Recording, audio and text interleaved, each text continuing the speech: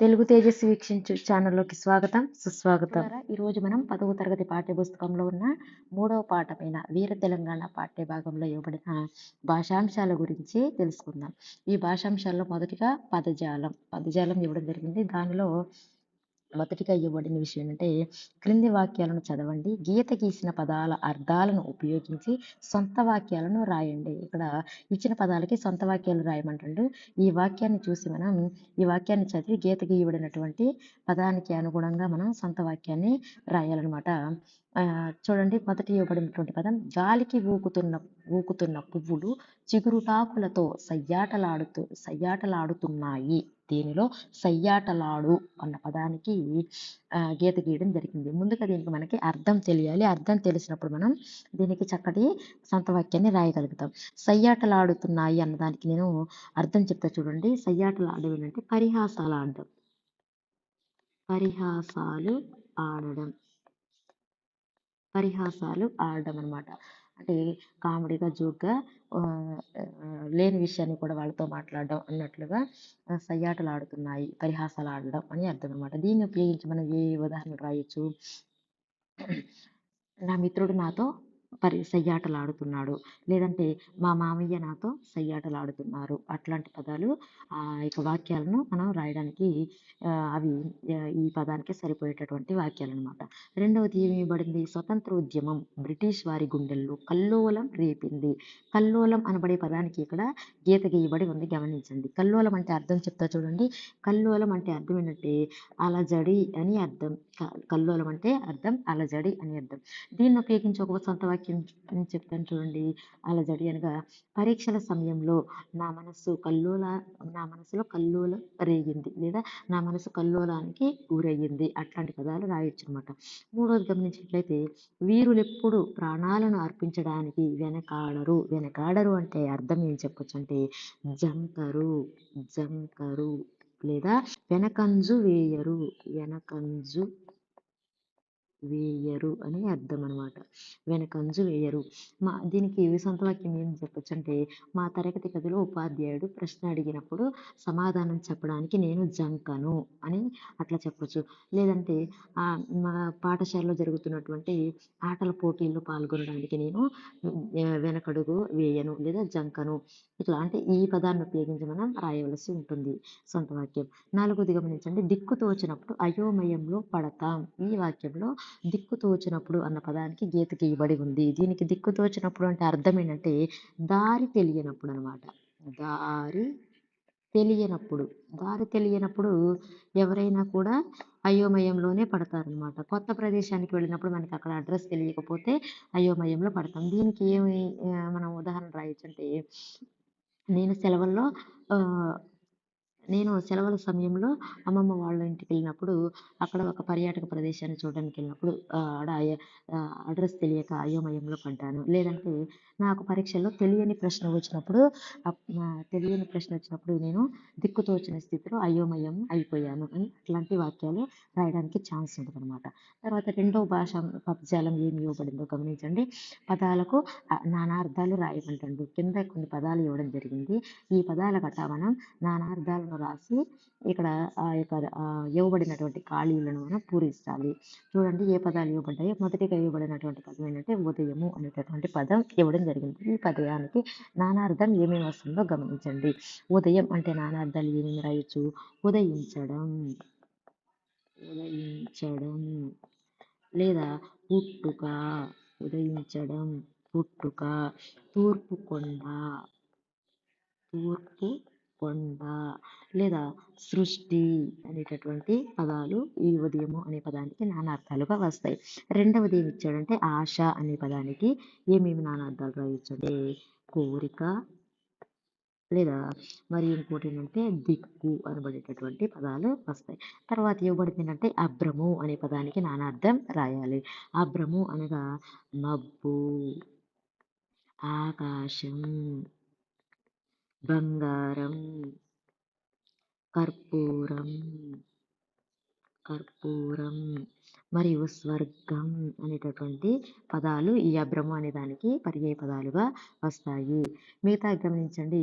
ఇంకోటి చూసినట్లయితే ఇక్కడ మూడవది ఏమి ఇచ్చిండు? పదజాలం క్రింది వాక్యాల్లో గీత గీసిన పదాలకు పర్యాయ పదాలు, ఫస్ట్ దానికి ఇక్కడ నానార్థాలు రాసాం కదా, దీనికి పర్యాయ పదాలు రాయమంటుండు. మొదటిగా ఇవ్వబడినటువంటి వాక్యం ఏముందంటే, మురళీరవము మానసిక ఆహ్లాదాన్ని ఇస్తుంది. ఈ వాక్యంలో రవము అనబడేటటువంటి పదానికి గీత గీయబడి ఉంది. రవము అంటే అర్థం ఏంటంటే, నానార్థాలు పర్యాయ పదాలు ఏమేమి వస్తాయంటే, రవము అనగా ధ్వని అనేటటువంటి పర్యాయ పదం వస్తుంది. తర్వాత ఇంకొకటి ఏంటంటే రథ అనేటటువంటి పర్యాయ పదం వస్తుంది. మరొకటి ఏంటంటే శబ్దం అనేటటువంటి పర్యాయ పదం వస్తుంది. శబ్దం అనేటటువంటి పర్యాయ పదం కూడా వస్తుంది. రెండో వాక్యం ఏమి ఇచ్చాడు, రుద్రమదేవి కృపాణముతో శత్రువులను చెండాడింది అన్న దాంట్లో కృపాణము అనే దానికి గీత గీయడం జరిగింది. దీనికి మనం పర్యాయ పదం రాయాలి. పర్యాయ పదం ఏమొస్తుందంటే కృపాణం అన్నదానికి కత్తి లేదా అసి లేదా ఖడ్గము అనేటటువంటి పర్యాయ పదం రాయొచ్చు. ఖడ్గము దేనికంటే కృపాణము అనేటటువంటి పదానికి. ఈ విధంగా గమనించినట్లయితే తర్వాత ఉన్నటువంటి ఇంకా ఇవ్వబడిన వాక్యాలు ఏమన్నాయంటే, మూడవదిగా జలది అనేక జీవరాశులకు నిలయం. జలది అనేది అనేక జీవరాశులకు నిలయం. జలది అన్న పదానికి గీత గీయడం జరిగింది. జలది అనగా ఏమేమి అర్థాలు చెప్పొచ్చు అంటే, మొదటిగా ఇక్కడ పర్యాయ పదాలు రాస్తున్నాం. ఏ పర్యాయ పదాలు వస్తాయంటే కడలి అనేటటువంటి పర్యాయ పదం, నీరు, సముద్రం, సాగరం, పయోధి, అబ్ది అనేటటువంటి పర్యాయ పదాలు చెప్పవచ్చు జలది అన్న పదానికి. తర్వాత ఇవ్వబడినటువంటి వాక్యం, జాతీయ జెండాను గౌరవించాలి. దీనిలో జెండా అన్నదానికి గీత గీశాడు. దీనికి ఏమేమి పర్యాయ పదాలు రాయొచ్చు అంటే పతాకం మరియు బావుట మరియు ధ్వజం మరియు దాడ అనేటటువంటి పదాలను పర్యాయ పదాలుగా రాయవచ్చు. తర్వాత ఇవ్వబడింది, హనుమంతుడు సముద్రాన్ని లంఘించాడు అన్న వాక్యంలో ఇక్కడ లంఘించాడు అన్న పదానికి గీత గీయడం జరిగింది. దీనికి పర్యాయ పదాలు ఏమొస్తాయంటే దాటు, తర్వాత దుముకు, ఇంకేమొస్తాయంటే తరించుట అనే పదం కూడా వస్తుంది. తరించుట అనేటటువంటి పదం కూడా వస్తుంది. తర్వాత ఈ పదజాల వినియోగం తర్వాత మనకి మరికొన్ని వ్యాకరణాంశాలు మనకి ఇక్కడ ఇవ్వడం జరిగింది. ఈ వ్యాకరణాంశాలను కూడా గమనిద్దాం మిత్రులారా. చూడండి, వ్యాకరణాంశాల్లో మొదటిగా ఇక్కడ క్రింది పదాలను విడదీసి రాసి సంధి పేరును కూడా రాయమంటాడు. ఇవ్వబడిన పదాన్ని అంటే విడదీసి రాయాలి, ప్లస్ సంధి పేరు కూడా మనం ఇక్కడ మెన్షన్ చేయాల్సిన అవసరం ఎంతైనా ఉంది. చూడండి, మొదటిగా ఇవ్వబడినటువంటి పదం ఏంటంటే జగము, జగమెల్ల అనే పదం ఇచ్చాడు. దీన్ని మొదటిగా విడదీద్దాం. చూడండి, దీన్ని విడదీస్తే జగము ప్లస్ ఎల్ల, ఇది ఏ సంధి అవుతుందంటే ఉత్వ సంధి అవుతుంది. ఉత్వ సంధికి సంబంధించి నిర్వచనము, దీని వివరణ, దీన్ని ఏ విధంగా సమన్వయం చేయాలనే విషయాలు అంతకుముందు వీడియోలో ఉత్వ సంధికి సంబంధించి సపరేట్ వీడియో చేయబడింది మిత్రులారా. మీరు చక్కగా దాన్ని వీక్షించినట్లయితే చాలా చక్కగా మీకు సందేహాలు లేకుండా నివృత్తి కావడానికి అవకాశం ఉంది. రెండవది ఏమి ఇచ్చాడంటే సయ్యాటలాడెన్ అన్న పదాన్ని విడదీస్తే సయ్యాటలు ప్లస్ ఆడెన్, ఈ సయ్యాటలు ప్లస్ ఆడెన్ అనే సంధి కూడా ఉత్వ సంధి అవుతుంది. తర్వాత గమనించినట్లయితే దారినిచ్చిరి అన్న పదాన్ని విడదీసి రాద్దాం. దీన్ని విడదీసి రాస్తే దారిని ప్లస్ ఇచ్చిరి, ఇది ఏ సంధి అవుతుంది అంటే విత్వ సంధి అవుతుంది. ఇది విత్వ సంధి అవుతుంది. తర్వాత ఇవ్వబడింది ఏంటంటే ధరాతలమెల్ల అన్న పదాన్ని విడదీసి రాస్తే ధరాతలము ప్లస్ ఎల్ల, ఇది ఏ సంధి అవుతుందంటే ఉత్వ సంధి అవుతుంది. దిశాంచముల్, దీన్ని విడదీస్తే దిశాంచలము అన్న పదాన్ని విడదీస్తే దిశ ప్లస్ అంచలము, ఇది ఏ సంధి అవుతుంది అంటే సవర్ణ దీర్ఘ సంధి సంధి అవుతుంది. తర్వాత గమనించినట్లయితే శ్రవణాభ్రము, శ్రవణాభ్రము అన్నదాన్ని విడదీస్తే శ్రవణ ప్లస్ అభ్రము, శ్రవణ ప్లస్ అభ్రము. దీనికి ఇది ఏ సంధి అవుతుందంటే ఇది కూడా సవర్ణ దీర్ఘ సంధి అవుతుంది. తర్వాతది ఇవ్వబడిన ఉదాహరణ ఏంటంటే మేనత్త. ఈ యొక్క పదాన్ని విడదీస్తే మేనా ప్లస్ అత్త, మేనా ప్లస్ అత్త. ఇది ఏ సంధి అవుతుంది అంటే అత్వ సంధి అవుతుంది. మీరు మొత్తం పదాలు విడదీస్తున్నారు, రాసి సంధి పేరు చెప్తున్నారు, మాకు ఇవి ఎట్లా తెలుస్తాయి అనే డౌట్ మీకు రావచ్చు. ఇక్కడ ఈ సంధి వివరణను మొత్తం వివరించి దీని సమన్వయ పద్ధతిని తెలియచేయడానికి చాలా ఎక్కువ సమయం పడుతుంది. ఈ వీడియో గంటల తరబడి వస్తుంది కాబట్టి నేను ఈ సంధికి సంబంధించినటువంటి పూర్తి వివరణను సంధుల టాపిక్లో చెప్పడం జరిగింది. మీకు ఏ సంధి డౌట్ ఉన్నా కూడా మీరు ఛానల్లో ప్లేలిస్ట్లోకి వెళ్తే ప్రతి సంధి కూడా వివరంగా ప్రతి సంధికి సంబంధించిన సపరేట్ వీడియో ఉంది. వాటిని చూసినట్లయితే ఇది ఏ సంధి అనేది చాలా స్పష్టంగా అక్కడ అర్థమవుతుంది. ప్రతి సంధిని ఇక్కడ వివరించాలంటే వీడియో చాలా ఎక్కువ గంటల తరబడి వస్తుంది కాబట్టి దీన్ని ఇక్కడ వివరించడం లేదు. సంధికి సంబంధించి అక్కడ చూడండి. ఈ కేవలం విడదీసి అది ఏ సంధి మాత్రమే ఇక్కడ రాయడం జరిగింది.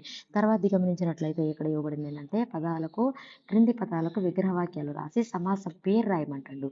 ఇవ్వబడిన పదాన్ని విగ్రహవాక్యం రాసి దీనికి సమాసం పేరు కూడా రాయాలన్నమాట. విగ్రహవాక్యం ఏముంది గమనించండి. ఇక్కడ కాకతీయుల కంచుగంట, ఈ యొక్క పదానికి విగ్రహవాక్యం రాస్తారు చూడండి. కాకతీయుల కంచుగంట అంటే కాకతీయుల యొక్క కంచుగంట, కాకతీయుల యొక్క కంచుగంట, కంచుగంట.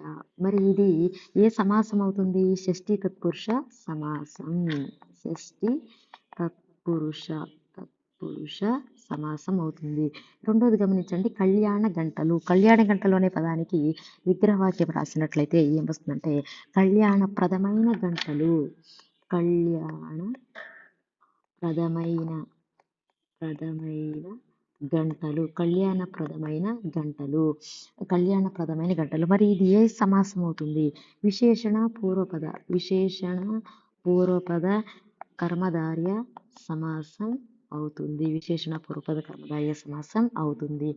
తర్వాత మూడోది చూసినట్లయితే బ్రతుకు తోవ. దీనికి విగ్రహవాక్యం రాసినట్లయితే బ్రతుకు కొరకు తోవ, బ్రతుకు కొరకు త్రోవ, బ్రతుకు కొరకు త్రోవ. మరి ఇది ఏ సమాసం అవుతుంది?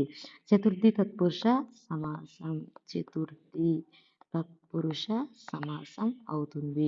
నాలుగోది గమనించినట్లయితే మహారవము. మహారవము అనగా రవము అంటే శబ్దమని ఇందాక పర్యాయ పదాలు చెప్పుకున్నాం కదా. మహారవము దీనికి విగ్రహవాక్యం రాస్తే గొప్పదైన రవము అంటే గొప్ప శబ్దములు, గొప్పదైన రవము. మరి ఇది ఏ సమాసం అవుతుంది అంటే విశేషణ పూర్వపద కర్మధార్య సమాసం అవుతుంది. విశేషణ పూర్వపద కర్మధార్య సమాసం అవుతుంది. తర్వాత గమనించినట్లయితే వికార దంష్ట్రలు అన్న పదానికి మనం విగ్రహవాక్యం రాయాలి. వికార దంష్ట్రలు అంటే వికారమైన దంష్ట్రలు, వికారమైన దంష్ట్రలు, వికారమైన దంష్ట్రలు. దంష్ట్రలు అంటే ఏం చెప్పొచ్చు అంటే కూరపళ్ళు అని చెప్పవచ్చు. ఇది ఏ సమాసం అవుతుందంటే విశేషణ పూర్వపద కర్మధార్య సమాసమే అవుతుంది. నెక్స్ట్ ఇది గమనించినట్లయితే కాంతి వార్తులు. దీనికి విగ్రహవాక్యం ఏమొస్తుందంటే కాంతి అనే వార్తులు, కాంతి అనిడి, కాంతి అనిడి వార్దులు, కాంతి అనిడి వార్దులు. ఇది రూపక సమాసం అవుతుంది, రూపక సమాసం అవుతుంది. తర్వాత ఇవ్వబడింది తెలంగాణ రాష్ట్రం. ఇక్కడ పేరుతో సంబోధించబడుతుంది కాబట్టి ఇది తెలంగాణ అనే పేరు గల రాష్ట్రం. తెలంగాణ అనే పేరు గల రాష్ట్రం. మరి ఇది ఏ సమాసం అవుతుంది అంటే సంభావన పూర్వపద కర్మధార్య సమాసం, సంభావన పూర్వపద కర్మధార్య సమాసం అవుతుంది. లాస్ట్ చూసినట్లయితే మత పిశాచి అన్నదానికి విగ్రహవాక్యం ఏం రాయొచ్చు అంటే మతము అనే పిశాచి, మతము అనిడి, మతము అనిడి పిశాచి. ఇది కూడా సంభావన పూర్వపద కర్మధారయ సమాసమే అవుతుంది. టకటక విగ్రహ వాక్యాలు రాసేశారు, సమాసాల పేర్లు చెప్పారు. మాకు ఇది అర్థం అవ్వడం ఎట్లా అన్న సందేహం మీకున్నట్లయితే సమాసాలకు సంబంధించిన చక్కటి వీడియో మా యొక్క ఛానల్‌లో అప్లోడ్ చేయడం జరిగింది. ఆ ప్లేలిస్ట్‌లోకి మీరు వెళ్ళినట్లయితే వరుసగా ఒక సమాసం వెంబడి ఒక సమాసాన్ని చాలా చక్కగా వివరించడం జరిగింది. ఆ వీడియోలు చూడండి. సమాసం అంటే ఏంటి? అసలు విగ్రహ వాక్యం ఎందుకు రాయాలి? తర్వాత వాటికి సంబంధించినటువంటి ప్రతి విషయం కూడా మొట్టమొదటి వీడియో ఒక్కటి చూసినా కూడా మీకు ఆ విగ్రహ వాక్యాన్ని ఎందుకు రాయాలి, అక్కడ ప్రత్యయాలు అంటే ఏంటి, వాటికి విభక్తులు అంటే ఏంటి, ప్రతి దాన్ని కూడా చాలా చక్కగా వివరించడం జరిగింది. వాటికి ప్రాథమిక సమాచారంతో సహా ఆ వీడియో మీరు ఫస్ట్ వీడియో వరకైనా చూడండి. దానికి సంబంధించి ఈ యొక్క సమాసాల యొక్క విషయం మీకు చాలా చక్కగా అర్థమవుతుంది. తర్వాత ఇవ్వబడిన విషయం ఏంటంటే ఇక్కడ చేకానుప్రాస అలంకారాన్ని మనకి చాలా అర్థవంతంగా ఇక్కడ వివరించడం జరిగింది మిత్రులారా. చూడండి, దీన్ని మనం నేర్చుకుందాం. చాలా సులభ రీతిలో అర్థమయ్యేలాగా ఇచ్చిండు. చేకానుప్రాస అలంకారం. ఈ క్రింది వాక్యాన్ని పరిశీలించండి. నీటిలో పడిన తేలుతదా అనేటటువంటి వాక్యం ఇక్కడ ఇవ్వడం జరిగింది. ఇక్కడ రెండిటికి కూడా తేలు అన్నదానికి రెండిటికి అండర్లైన్ చేసిండు. ఇక్కడ ఇది చేకానుప్రాస అలంకారం అవుతుంది. అసలు చేకానుప్రాస అలంకారానికి నిర్వచనం ఏంటి? హల్లుల జంట అర్థభేదంతో అవ్యవధానంగా వస్తే అదే చేకానుప్రాస అలంకారం అవుతుంది.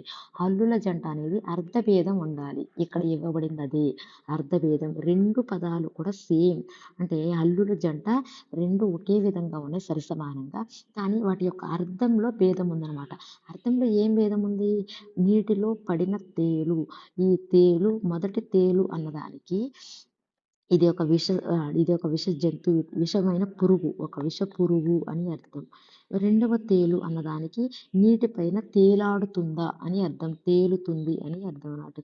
తేలడం అని అర్థం. మొదటి దానికేమో పురుగు అని అర్థం వస్తే, రెండో దానికేమో తేలడం అని అర్థం వస్తుంది. అంటే ఒకేసారి సమానమైన హల్లుల జంట ఇక్కడ ఉన్నప్పటికీ కూడా వీటి యొక్క అర్థంలో భేదం ఉంది కాబట్టి ఇది అవ్యవధానం, అంటే వీటి మధ్యలో ఎటువంటి పదాలు కానీ ఎటువంటి అర్థాలు ఏమీ లేకోకుండా వెంటనే వచ్చాయి కాబట్టి ఇది చేకానుప్రాస అలంకారం యొక్క ఈ నిర్వచనానికి సరి సమానంగా ఉంది కాబట్టి ఇది చేకానుప్రాస అలంకారానికి ఒక ఉదాహరణ అనమాట. ఇక్కడ దీనికి వివరణ ఇచ్చాడు చూడండి. ఈ వాక్యంలో తేలు అనే పదాలకు అర్థాలు వేరువేరుగా ఉన్నాయి. ఆ పదాలు వెంటనే ప్రయోగించబడ్డాయి. హల్లుల జంట అర్థభేదంతో వెంటనే వాడబడితే దానినే చేకానుప్రాస అలంకారం అంటారు. మరికొన్ని ఇక్కడ మనకి ఉదాహరణలు ఇచ్చారు చూడండి. వాక్యాలు చూసి వీటిని సమన్వయం చేయమంటాడు. అరటి తొక్కరాదు. గమనించండి, ఇక్కడ తేలు అనేటటువంటి హల్లుల జంట ఏ విధంగా అయితే ఉందో ఇక్కడ తొక్కరాదు అనేది కూడా అరటి తొక్క. మొదటి ఈ తొక్క అన్నదానికి అరటి పండుకున్నటువంటి తొక్క అని, రెండవ తొక్క అనడానికి అడుగేసి తొక్కవద్దు అని అర్థం అనమాట. హల్లుల జంట వెంటనే ప్రయోగించబడింది. సో ఇది చేకానుప్రాస అలంకారం. నెక్స్ట్ ఉదాహరణ, నిప్పులో పడితే కాలు కాలుతుంది. మొదటి కాలు అన్నదానికి మామూలుగా మనిషి కాలు అని, రెండవ కాలు అన్నదానికి అది దహించి వేయబడుతుంది, కాలుతుంది అని. ఇక్కడ అర్థంలో భేదం మనకి స్పష్టంగా కనిపిస్తుంది. అర్థభేదం అనేది మనకి ఇక్కడ స్పష్టంగా కనిపిస్తుంది కాబట్టి ఇది చేకానుప్రాస అలంకారమే. తమ్మునికి చెప్పు తెగిపోకుండా నడవమని. మొదటి చెప్పు అన్నదానికి మాట చెప్పమని, రెండవ చెప్పు అన్నదానికి మనం కాలుకి తొడుకునేటటువంటి చెప్పు అని అర్థంలో భేదం ఉంది. ఇవి రెండు సరి సమానమైన హరులతో ఉన్నప్పటికీ కూడా అర్థంలో భేదం ఉంది కాబట్టి ఇవి చేకానుప్రాస అలంకారం. తర్వాత గమనించినట్లయితే ఇక్కడితో మనకి ఇవ్వబడినటువంటి ఈ యొక్క 3వ పాఠంలో ఉన్న భాషాంశాలు, పదజాల వినియోగం, వ్యాకరణ అంశాలు మొత్తం మనం కంప్లీట్ చేసి రాయడం జరిగింది మిత్రులారా. మీకు వీటిలో ఏమైనా డౌట్లు, సందేహాలు ఉన్నట్లయితే కామెంట్ చేయండి. లేదా సందులు సమాసాలకి సంబంధించి మీకు ఇంకా తెలుసుకోవాల్సిన విషయాలు ఉన్నట్లయితే అంతకుముందు వీడియోలు చూడండి. ధన్యవాదాలు మిత్రులారా. మరొక వీడియోతో కలుసుకుందాం.